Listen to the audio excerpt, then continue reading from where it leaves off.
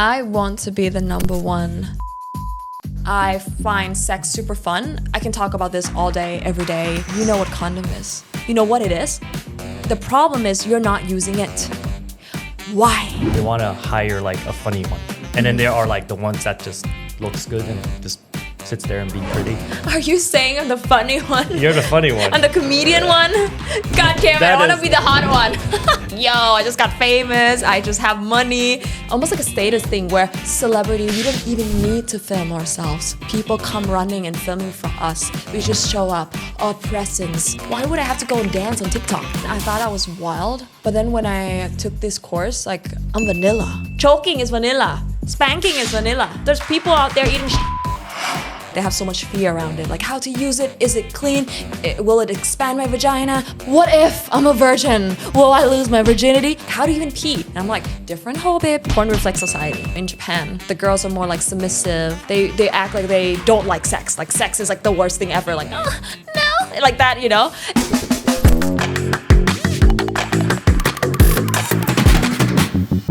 You started out as a celebrity, you started out as an influencer. Very interesting for you to see the pivot.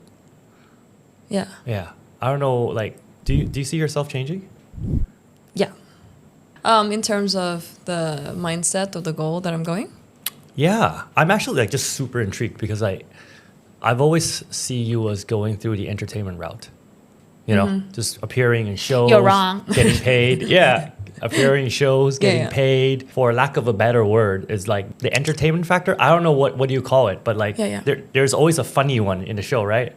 And so most of the shows they wanna hire like a funny one, and then there are like the ones that just looks good and just sits there and be pretty. Are you saying I'm the funny one? You're the funny one. I'm the comedian one? God damn it, I want to be the hot one. You're both. Sure, Kevin, it's too late for that now, but okay. But you know what I mean. For lack of a better word, you know what I mean. Yeah. And so from there, you don't do that as much these days, actually. It just kind of feels like you're not taking on random entertainment jobs, but like you got your own business, you're expanding, what's the right word? Yeah. Yeah. So what have you learned and what made the pivot? I'm like super intrigued to know. Okay. So I entered a TV show called The Face, right?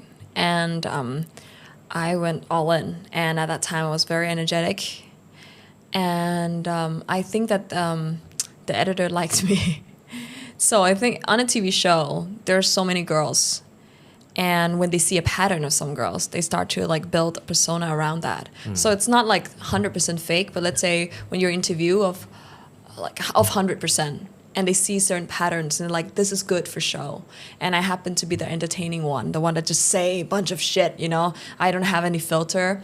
And then when that came out on TV, it works. Because back then, 10 years ago, there's like beauty standard in Thailand, and I'm not one, right? You have to be a bit like light skin, a bit moi moi. I don't know what moi moi is like. Like white with big eyes. No, wait, they're not with big eyes. Like Chinese-ish. Yeah. I don't know how to say it nicely. Yeah, but they like that, like Korean Chinese, like. Right. Yeah. So I'm like I'm not the beauty standard then, but then my character is like fun, you know, and they haven't seen so many girls who's like spoke out so much. And even like outside of the TV, if someone would say shit to me, I would say shit back, and they're like, "Oh, you respond." Yeah. So I stood out there, and then throughout like the whole industry thing, I wasn't an actress or anything, but I got through TV shows. I got to do a lot of stuff, and so lucky to be able to do them for my character. So some people would just take me, knowing like between these two, Ticha and another girl, this girl acts way better, but we want her character for the show. It suits more. So they're willing to work a bit harder with me. I know for a fact that I'm lucky because there are other people who does the job better than me, who doesn't get the opportunity, right? So I know that. And so for whatever opportunities come my way, I would just grab it. I'm just like, grab it like this, you know, not just like, oh, but like this. Yeah. And I was working a lot, and I think I learned through my work. Not a lot of people could say that. But then as I keep working, back then in the beginning, I was really, in Thai you would say, into sangsi. So I was really into, people asked me to go out. I love to party. I went out 3-4 times a week, and I didn't have any goal. I just got famous. I'm like, yo, I just got famous. I just have money. So I was just having a good time, and work when I can. So, but I have good work ethic though. So I would go party, and the next day if you have to show up because I don't drink. So usually I don't have problem with alcohol because I don't drink. How do you party if you don't drink? I'm crazy. I would dance like without alcohol. I'm that person. So I partied, I worked, so I hustled, it was fun, but I didn't have like a proper goal how I would like in 5 years. If someone would ask me like, what does your life look like in 5 years? I would be like, I don't know. But a lot of people have told me that, it's so short-lived, the entertainment industry, similar to sport. Once you're at your peak, you're like, don't spend all the money because, if you're not being smart about it, one day you're not going to get the same income. Same money, what you gonna do? You're gonna feel like, what am I supposed to do now? It's too late, right? But then I start to have a moment with myself where do I see myself? And then I jump into more like growth and development, self-development journey. And that's when I come to learn that, hey, there are people that have way lower follower than me, earn way more. And there are people who have way more influence or following than me, but they don't make money. And I start to like think like why and how and what, yeah. Why? What prompted you to make that decision though? So I always knew that I'm pretty creative as a person. I'm like, my brain's really quick when it comes to creativity. But when I work for other people, usually you have a script and you just have to do it and then you're done. But I always wanted to do something on my own, but I don't know what. And back then, I remember people started doing YouTube. Celebrities started to jump to do more YouTube because usually back then, they would divide it. Like if you're a celebrity in Thailand, you just wait for a movie to come or TV series or commercials and just do that. You don't have to touch the influencer. Right. It's like different thing. And then the influencer side would be like the one who like self-film. It's almost like a status thing where celebrity, we don't even need to film ourselves. People come running and filming for us. We just show up, our presence. Oh, that has changed now. Yeah, also it has changed now, right? But back then, people like, why would I have to go and dance on TikTok? People would ask that, but I always liked TikTok style. Even before TikTok, I would do a bunch of skits, my friends. I love being creative. I find it super fun. So I think the moment came when I wanted to do YouTube. And I asked myself, what do I have to show people? What's something that I could wake up and do this every day? And what's something that someone want to watch? And back then, I was known for a party girl. I was known for being the party girl. How can I do that on YouTube? Like, do I walk around like vlogging? Like, this is my party. This is all the hot guys are here. I don't know. I'm like, when I'm flirting with people, I probably don't want to film it. Or when I'm dancing, when I'm like going down, I probably don't want to film it. And I don't think it's fun. It take away my experiences. So I'm thinking, what is something I can do every day? And while I was thinking, it didn't take me one day. It was like years. And I went to this TV show. Somehow a conversation of pornography came up. And I talked about it. I was saying like porn in different countries, like porn reflects, they reflect the society. Porn reflects society. So for example, in Japan, the girls are more like submissive. They act like they don't like sex. Like sex is like the worst thing ever. Like, oh, no, like that, Yeah, they reflect like, and then people view girls supposed to be innocent and you're not supposed to want sex, Right. And like maybe in South America, they're into like big ass, big boobs, and the girls like know how to do crazy blowjobs, stuff like that. So I just say that on TV, national TV. Oof. Yeah, and then it went viral. It went super viral, and no one have ever done that before. And I didn't get canceled. I supposed to get canceled. I forgot. I was like, go with the flow. But then people was like, yeah, that's true, Ticha can manage to say this, and it doesn't make it sound like too dirty, too pervy. Because I didn't have like a face when I do it. I didn't be like, like they were like innocent, and then they were like, I didn't do that. It's just talking normally. And it went viral, no hate, and I thought to myself, interesting. I managed to talk about sex on national TV and didn't get canceled yet. So then I thought to do YouTube about sex. And I went to consult friends. I'm like, what do you think? I'm like, oh, you're going to do well. A bunch of friends like, Ticha, you should do it. And then I thought, and I got hyped up. I'm like, yeah, let's go. Because if you go back 10 years ago, when you a celeb, right, Thai celeb, and you do something like this, you could get out of the industry. You wouldn't get hired anymore because your brand, like you're destroying your brand. But then I'm like, what kind of brand do I have? When I go on TV, I'm always the second one. I'm not the main character anyway. And whatever I got paid or hired, they have a script for me that I have to talk. I don't get to bring my creativity. I'm not saying I'm not grateful. I'm really grateful. But I can never stand out, you know? I'm always going to be the other choice, the second choice, or whatever. So I'm like, you know what? I'm just going to try this. And then I tried to do sex edutainment on YouTube, and it worked out. And then I'm like, oh, you can kind of control your narrative more. You can control how you want to be portrayed more. Yeah. And wow, then, you took an opportunity and you just ran with it. Yeah. And then it worked out there. And then I'm like, I want to do a product. I want to sell menstrual cup, which is super hard because in Thailand, 99.9% are using pads, right? Then you're putting something inside your body, inside your vagina. It's like really taboo. Like, whoa, you know. So I choose the hard stuff. I used to like, it's like my calling is to do the bold stuff. Like the easy stuff, no. Like talk about something nice, something easy. Nope. Talk about sex, yeah. Sell menstrual cup, yeah. I'm that person. Yeah, you were basically disrupting the market. Yep. Because like nobody uses it. Yeah. How did that go? Great. How do you get people to use a cup when they have traditionally be using like a pad? Business perspective, I did sex edutainment education for 3 years. I gave free content for like over a year. So I built trust along that way. And I look like someone, I think my brand is consistent. So when people ask me, what is authenticity? That would be like your action and your words are aligned, whatever it is. Branding is not what you scream at people. Branding is what people say when you're not in the room. So usually I think my word and my action kind of aligned for so long. Yeah, that's how I managed to sell the cup. I saw you. So one of the reasons why we're doing this is because I remember it was during New Year's last year. Yeah. It was December 31st and it was 9 p.m. So it was 3 hours before the countdown. I took out my phone, I was scrolling through TikTok and I was like, wait, this is Ticha. Wait, she's living. She's living 3 hours before countdown. She's selling her menstrual cup. Yeah. And then so I was like, wow, she's extremely hardworking. I actually do see you live like incredibly often. Yeah. Is there a secret to that? First of all, why are you doing that? And second is to, I guess, everyone that's looking at this, like what does it take to be selling live? Because I feel like a lot of people wants to sell live right now. Yeah.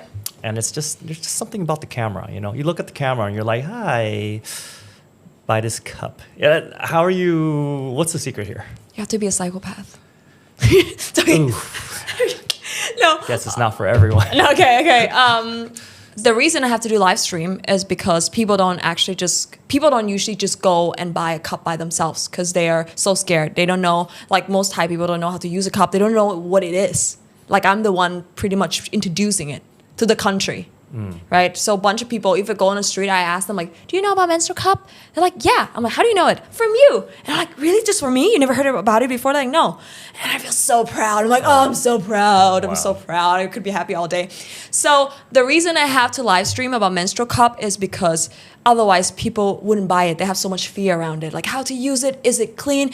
Will it expand my vagina? Bunch of questions. So live stream give me and them the opportunity for them to ask me and for me to answer, for me to know what's their concern and help me reassure them. That I'm like, okay, if you're scared, this would hurt, then, you know, just so you know, it doesn't hurt because of A, B, C, D, right? And is it like sex? No, it isn't, because it doesn't go up and down and like try to hit the spot. It's just gonna go there and like freeze inside, like have a vacuum. So I have to explain bit by bit. People would ask me like, how do you even pee? And I'm like, different hole, babe.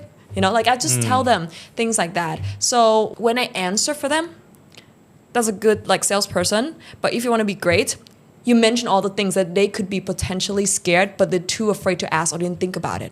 So when I do live stream, I notice I have to teach people on my team because I make other people live stream for me also. I notice they'd be like waiting for a question to answer. And I'm like, if you have such a low views, you don't wait for someone to ask you, what is this? How do we use it? No, you ask a question, answer yourself. You just have to be the person who asks yourself the most. I would be like, what is this, guys? So why should I use this over pads? You know, I would make a question up first, then I answer for them. And in this way, when you make a question, you don't lose your thoughts. You can have like a section of it. So like, will it expand my vagina? Guys, you know that's flexible. I would explain. Something like that. So I would go bit by bit. And then like, what if I'm a virgin? Will I lose my virginity? I will make a question. And then when people hear this, maybe they're not even interested in the cup. A bunch of people just listen to be like, yeah, what happened, you know? Yeah, I want to know what happens. yeah. Okay. Stuff like that. So no, I have seen you done, like at some point you put a pad on your head or something. Yeah, I did. So are these just like hooks? Yes. Yes, visual hooks. How do you come up with these stuff? You look at a pad and you're like, oh, let me put it on my head. This is glue. First I put it here and I'm like, put it here. It's just like that. Sometimes I have it, but I feel like the creativity, some people think like, oh, you either born with it or without it. It's just that when I watch stuff and if something make me stop, I don't just consume it. I just ask myself, why did this one make me stop? And once you keep doing it a lot, then you start to gain like, it's like a knowledge klang. It's like a piggy bank. You start to thinking of everything you consume. Then you start to know like, oh, why did I stop? Oh, I stopped because this person was running instead of talking still. Oh, I was watching because like there's something weird about it. I had to find out why is this person acting this way, or why does the sound like voice this way? Or is it because it looks very professional or that it looks so real? So when you're scrolling, you're actually doing research pretty much. You're recognizing patterns and you're going, well, this is something I can adopt as well. Yeah. Because I've seen your contents. Sometimes like there's a time where you were, I think, trying out different hooks or something. And I remember I was texting you, I was like, all right, that made me sob. That was pretty good. Yeah. What about like scripts, like skits and all that? I don't know, in case people here haven't watched your skits, go watch your skits. It's really, really good. Super creative. Yeah, thank you. I guess my question is to the people out there, you do your homework. It's not like you're just naturally born with it. I'm also naturally born with it, Kevin. I could always make the argument that like, Ticha is confident, Ticha does all this stuff, so of course she can do it. Mm-hmm. But I like to believe that is not the case. Like, you worked for it. You like to believe? I what believe. If I'm born talented, Kevin? Yeah. Both. I think naturally, since I was young, I was also a bit think outside the box. That's my nature. But also, I like to think things further. You know, I like even a small conversation has nothing to do with business or marketing or money. I just like to think it further because it's so much fun. Like thinking is so much fun for me. You're like, oh, what if this and what if that, right? When you start asking questions, you start to imagining things. So for me, I think that when I watch something, I think through things. Like I would watch, or the way you talk, I'll be like, why do I like this guy, not this guy? I'll even ask myself that. This person look way dumb, or why do I like this guy more over this guy? Even something like that. When you start asking a lot of questions to yourself and even like have the question up, your brain will seek answers. I'll be like, no, because there's something about the tone that he says it. There's a body language. So body language is 80%. Okay, so this guy have a higher EQ. This guy, motherfucker, is fucking smart, but like he look overall dumb. How can it be? Am I this person or am I this person? Like when you start asking a lot of questions, you start to see. And I do that with contents. I do it with the way I, work and everything. I actually have a bunch of friends and a bunch of people right now. Yeah. They're creating contents now. Yeah. So to them, what sort of advice would you give them? So let's put it like this. Let's be realistic. If you're hot and you be like, I'm just gonna dance and get views, sure. Because your asset is your hotness and you can sell maybe makeup, maybe clothes, So there's still something. Like I think first of all, go like this. Play with the card in your hand. Don't care. I don't care if it's fair or not fair. If you're friends with a bunch of celebs and you can use it, use it. If your dad is rich, use it. If you're good with something or have something more, like people have to play with the cards in their hands, right? And everyone has something. You just have to think about it. So if you want to start like doing contents, start to go through the algorithm you want to be. So if you work for Flow Days, we talk about menstruation. We talk about women. We talk about health. We talk about sex a little bit. So put the algorithm, let the algorithm help you. When you see this clip, you better like it, you better save it, you better comment if you can, and save it into album, right? Don't use your personal account, because personal account, you will fall for it. I have one account, it serves me content all the time. I barely have to think. But it's not my personal, because my personal, I see hot guy, I'm like, woohoo, you know? And then I cannot help it. I will scroll a bit too slow. I'm like, oh, damn it. Don't do it. On your next account, your new account, you see period, like.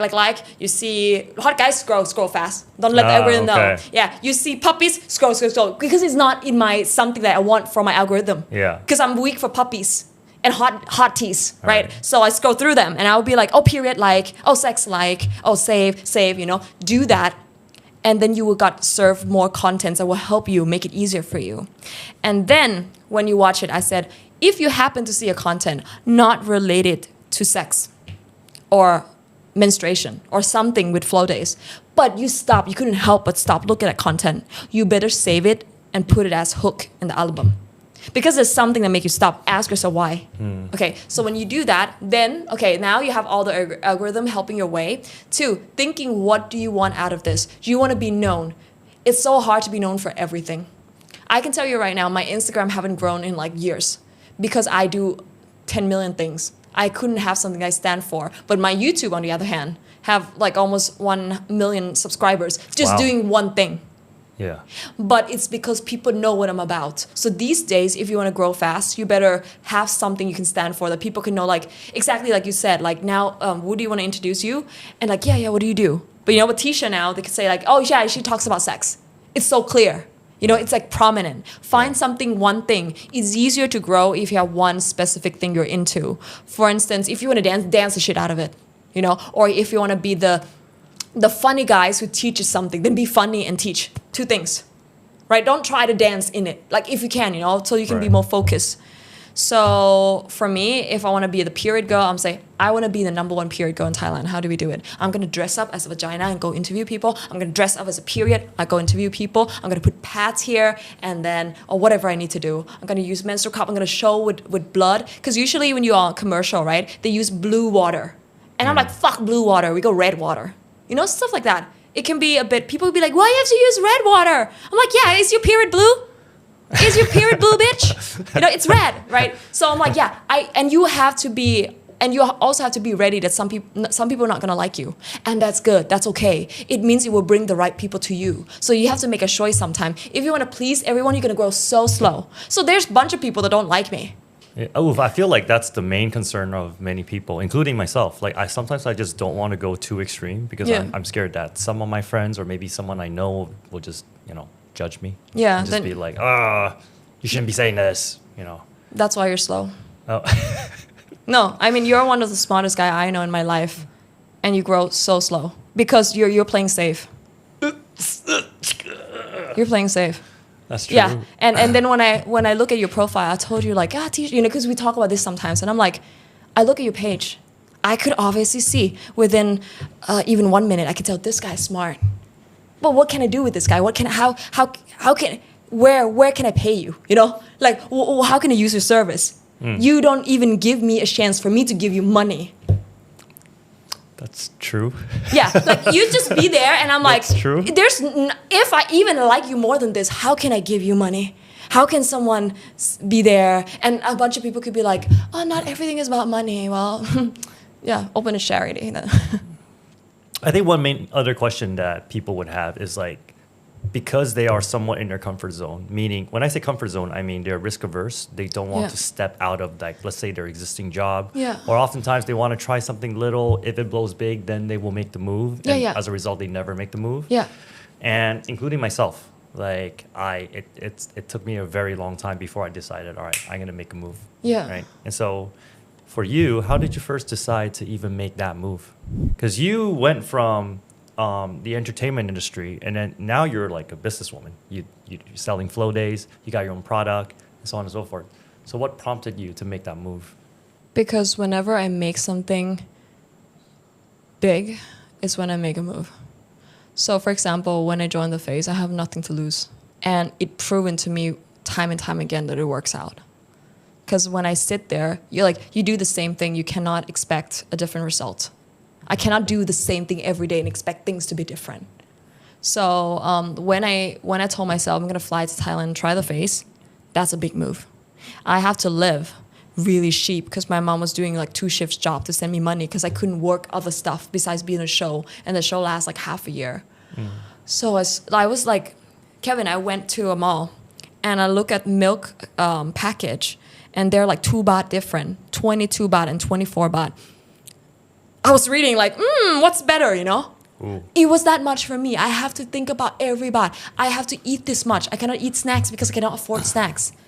Because I have 20K per month, and the 20K per month, if I just eat for myself, that's okay. But sometimes they would call me like, oh, come have a team meeting here. And I cannot go there unless I get a taxi. Whenever I get taxi, I just hope like the meter doesn't go up. I go and wish to be like, damn, I hope there's no traffic because the meter roll a bit too fast. Like, I think about those stuff.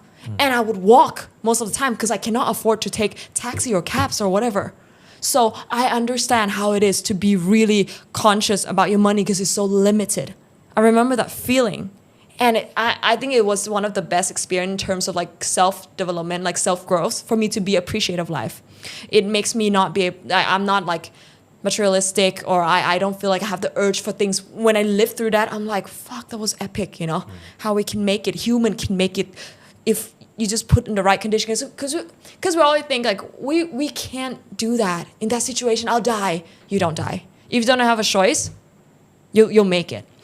So there, I know that whenever I make big move, and even though it was hard, I managed to go through. Do you know how confidence is built? It's built even when you're a kid. It's like a muscle, right? You cannot expect to lift one time and grow a muscle. It's like a trained thing. So confidence is built when you manage to accomplish something yourself. So for example, I read somewhere that if you have a kid and they want to eat by themselves, sometimes parents don't want kids to eat by themselves because it's so dirty. They always like mess things up. You should let them eat by themselves, because even though they messed up, they feel accomplished, and it starts young. When you feel accomplished or something small, and you have to go through something hard, you know, if something easy, you don't feel as accomplished. So when you succeed in small things, it has crazy, it's so significant in one's life to be able to achieve small things and reward yourself, or like think back and be like, that's pretty cool. You know, like start small. So when I did that, I have the confidence enough to do big move. When I do big move, it works out for me. And then I waited another 5 years. I do nothing. I was like partying and working here and there. And then I'm like, how long do I want to keep going like this? I want something big to happen. They do it sex ed, right? Sex ed happened. Wow, works out. Okay, well, what's the next step? And I think like, to be realistic, people don't have to jump, like lose everything they have and jump to the next thing. Some people have different circumstances, right? Some people have to take care of their family. Some people have certain money they have to make, you know? So I think that you just have to sacrifice. You have to think like, what are you willing to sacrifice today, right? Not everyone have the same. They could be like, if I work this, I'm willing to spend 2 hours extra for this for 10 months. You know, like you just have to start doing and then say what you sacrifice. Maybe you have to sacrifice a time with your friend. Maybe you always go play football by the end of your work. Well, then you have to sacrifice that for 2 hours for 10 months to try this out. If that's something you tell yourself. What if it's something big? Like what? Like a substantial amount of financial income, and if it fails, it goes to zero. Now you don't have that safety net that you originally have.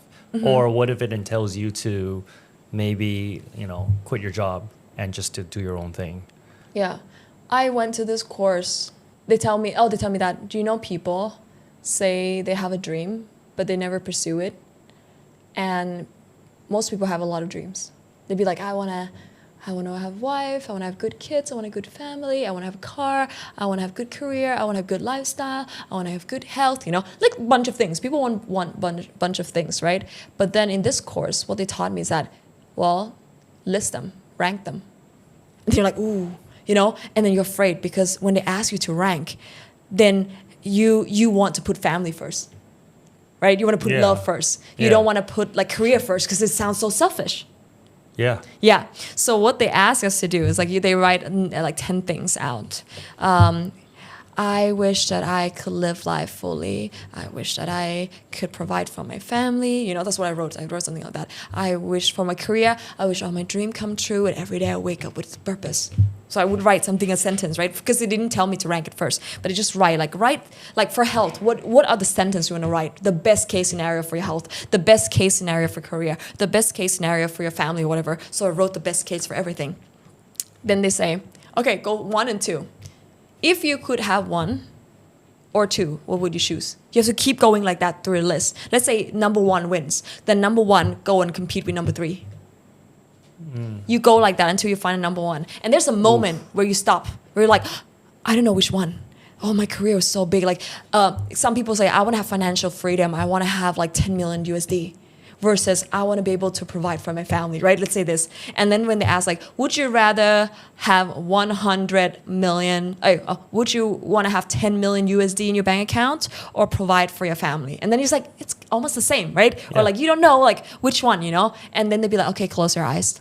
If you can have this one and not that one, like you can have 10 million USD and never be able to provide for your family. Ooh. Or you could provide for your family and never have 10 million USD. Provide for my family. Yeah, then they go rank. Then the rank becomes, and they ask you like that. And then they say, don't do that with your spouse. Because then you don't want to be honest. But you have to do it with a stranger, a friend. And then you start to rank.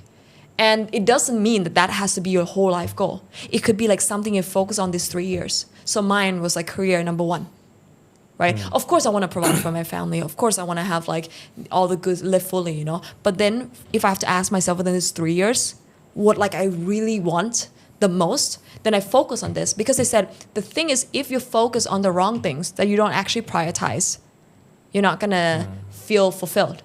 So you have to go number 1 ranking have to be met first for you to go to the second one. Something like that.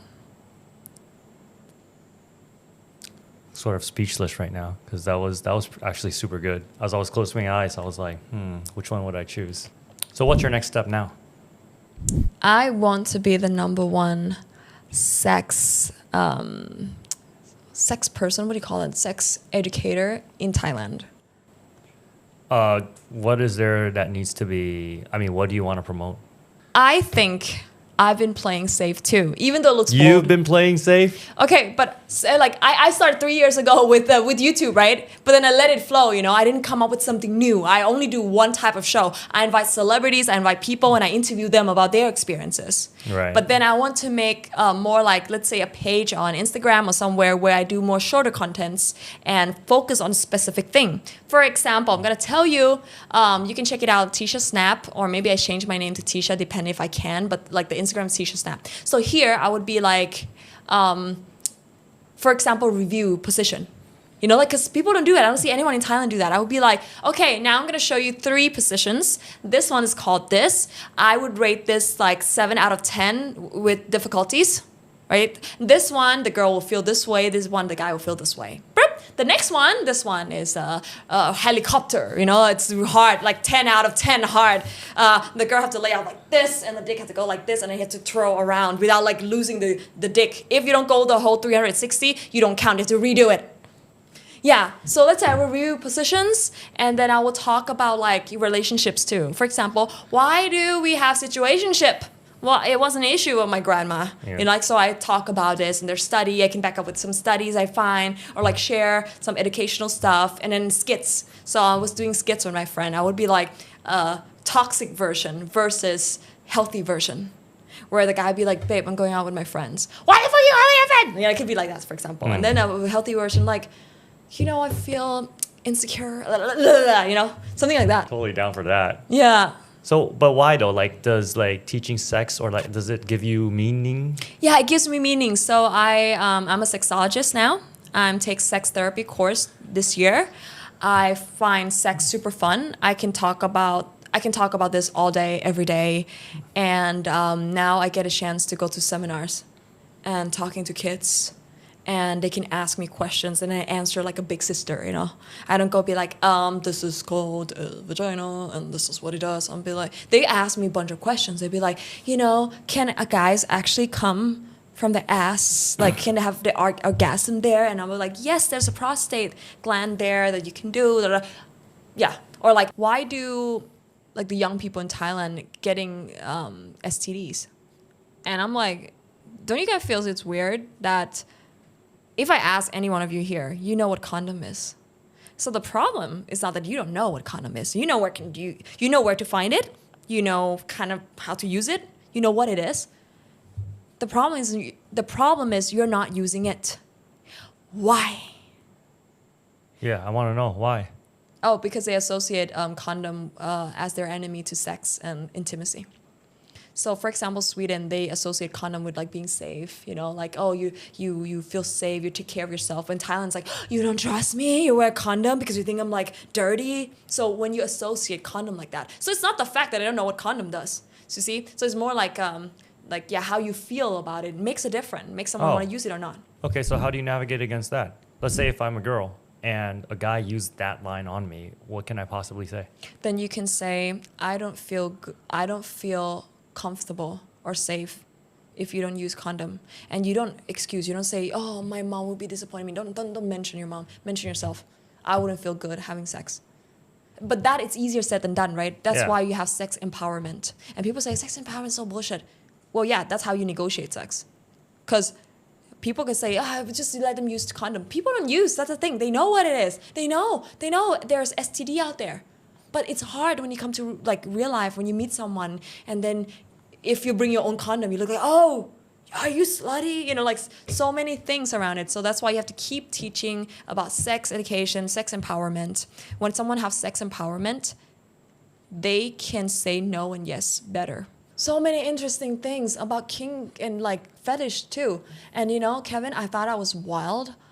But then when I took this course, like the sexology course, I'm like, I'm vanilla. I'm vanilla, Kevin. Choking is vanilla. Spanking is vanilla. There's people out there eating shit. I'm not. Are you? Are the kids supposed to know these? No. Like, so, the thing is, when I go on seminars, I don't have to say everything I know, you know. So we don't talk about king. We talk more about protection. We talk more about like, you know, like how to negotiate if this situation happened. So a lot of times, I don't even have to go and teach them so much. I'll be like, what would you do in this case? If you were the friend to this person, what would you say? You know, just to spark a conversation to make them think.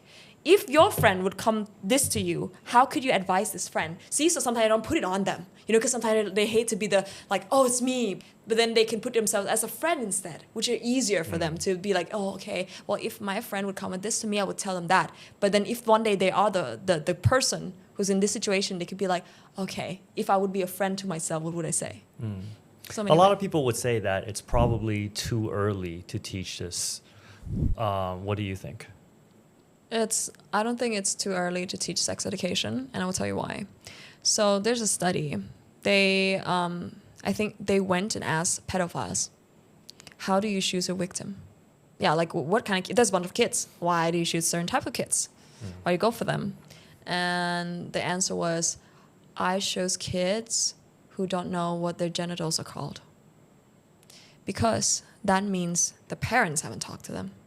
The teacher haven't talked to them. And if I would touch them there, they wouldn't know how to communicate this. So when you talk about sex education, I'm not saying they have to know full on. It has to be appropriate to the age. So for example, if you're like 3 to 6 years old, they should know that no one should touch them here. And they shouldn't touch other people's there. You know, doesn't matter who it is. Don't do stranger danger thing. Don't be like, don't let stranger touch you. But then if it's uncle, if it's your teacher, if it's me, or it's like your dad, you can touch it. Because kids don't know what stranger is. Because you get to know new people all the time. And new people can be nice. Bunch of strangers are nice, right? So kids don't know what stranger is. Just know, like teach them about a situation. If someone happened to touch you like this and it started to get close to here, let mommy know. If someone's like touching you and get there, let me know. And they will know. So it doesn't matter who it is. So don't put a specific person to it. Yeah.